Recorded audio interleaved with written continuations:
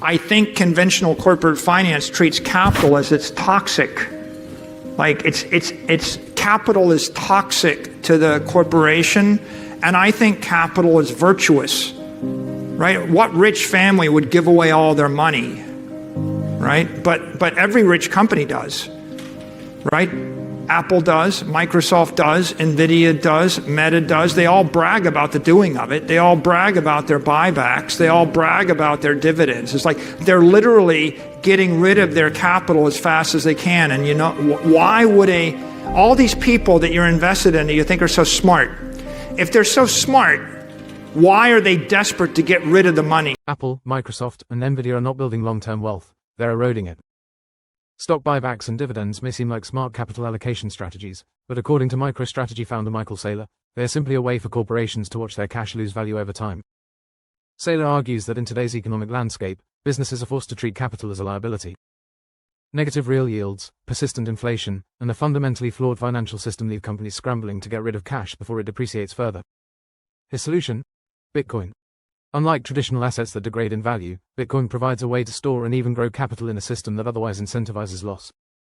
But Wall Street resists this idea. After all, if corporations and individuals recognize Bitcoin's true potential, the financial system as we know it could unravel overnight. Stay tuned as Michael Saylor breaks down why Bitcoin is the only viable hedge against financial decay. Also, if you enjoy listening to crypto-related content, please show your support by liking and subscribing to this channel by following the link in my bio, and get access to my free daily crypto updates and expert predictions direct to your inbox. Each newsletter contains on-chain data, forecasts and expert predictions. All of this is available free of charge. It only takes a moment to sign up and you can always change your mind later. Now back over to Michael Saylor. I kind of feel like there's a certain natural selection to this. If you like money, if you need the money, if you're willing to take risk and you're willing to bleed to get the money, then Bitcoin will give you the money. Right? But those are the people that deserve it. If you're just rich and arrogant and you only take risk-free investments and you just expect to stay rich, then, you really want to help them? Do they need help? Right? I mean, I don't think so. So I think the volatility is a feature that's a benefit to an investor. It's a benefit to a corporation. It's a natural characteristic of a life form. It's alive. It's vital. It's volatile. I think that there are two big ideas in corporate finance that are traditional, Morgan. One, volatility is a bug, and I think no, volatility is a feature. And two, and I'm going to say this in a hyperbolic way, but to make the point, I think conventional corporate finance treats capital as it's toxic. Like it's capital is toxic to the corporation. And I think capital is virtuous, right? What rich family would give away all their money, right? But every rich company does, right? Apple does, Microsoft does, NVIDIA does, Meta does. They all brag about the doing of it. They all brag about their buybacks. They all brag about their dividends. It's like they're literally getting rid of their capital as fast as they can. And you know, why would all these people that you're invested in that you think are so smart, if they're so smart, why are they desperate to get rid of the money? And the answer is the capital asset they use is toxic to them. If I give you $1 billion and you invest it in bonds that have a negative real yield of minus 10%, then you're destroying $100 million a year. So if they're smart and they know that, they know they have to get rid of the capital. They have to flush it out of the system as fast as possible. And I think that there's a new idea. The new idea is adopt a different capital asset called Bitcoin, and you get to keep the money. And now capital is not toxic. Now capital is life affirming. Now instead of blowing away $100 billion of capital, now you could keep the $100 billion of capital and it grows 30–40% a year, and pretty soon you've got $500 billion of capital and your shareholders get rich. That's the big idea. Bitcoin is on a need-to-know basis. If you don't need to know, then you won't ever figure it out. So Microsoft is arguably, right, Microsoft is one of the 7 greatest companies in the world. Maybe it's the greatest company in the world, but some people might think it's the first or the second or the third. So if you run the greatest company in the world and you're a shareholder in the greatest company in the world, arguably you don't need to know anything. You don't need to take any risk.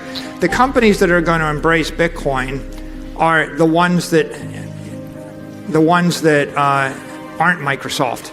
When you get to the point where you realize you can't compete against Microsoft, when you're not the digital monopoly, when you're one of the 27,000 retailers that got crushed underfoot by Amazon, right? When you're one of the 47,000 media companies getting beat to death by Google or by Meta, when you look at your stock and it's been stuck in a rut for a decade, right? If you're the CEO or the CFO of that company and you ask yourself honestly, am I going to be able to outperform NVIDIA or outperform Google or outperform Apple? Do I have a monopoly on 1 billion people? Do I or not?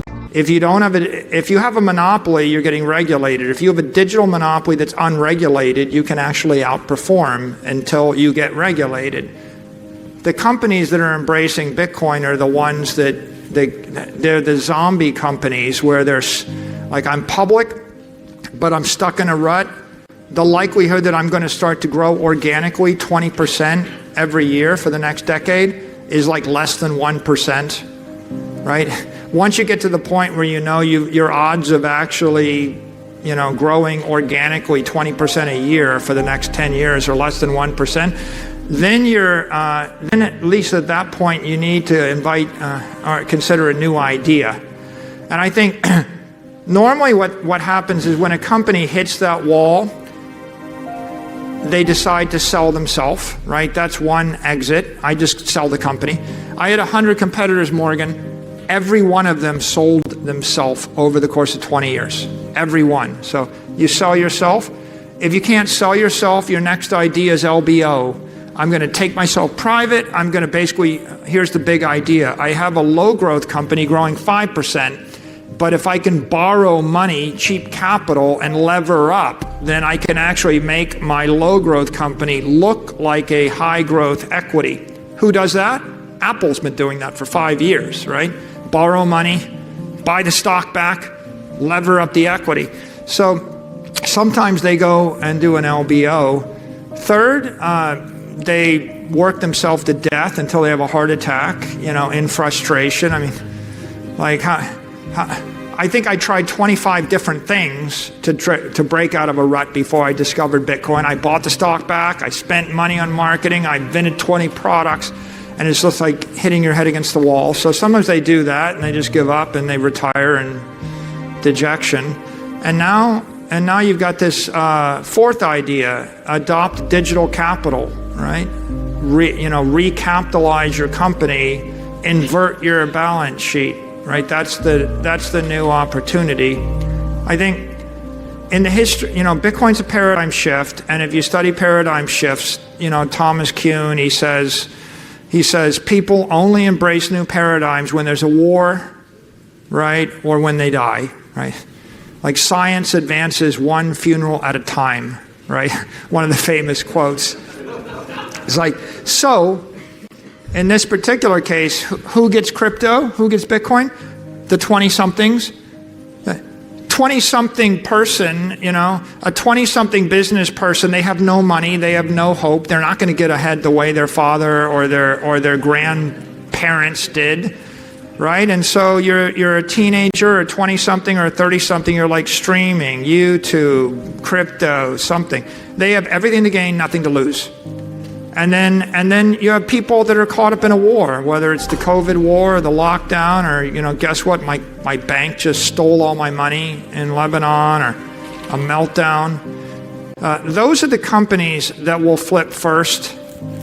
The vote, by the way, at Microsoft was 99.5%, against 50 basis points in favor of the proposal was investigate Bitcoin. That was research Bitcoin, and management recommended they wouldn't, and it was 50 basis points voted in favor. And I think it's just demonstrative of the point that, if you've got a great company and happy shareholders, people don't change. But that's okay, right? Because rich, successful people that don't need money don't have any need to reconsider the monetary proposition, right? Bitcoin is money for people that need it.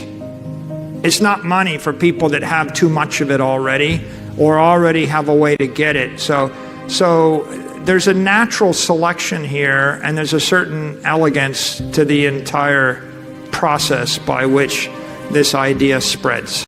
Thanks for watching. Don't forget to subscribe to access my free daily crypto updates and expert predictions direct to your inbox.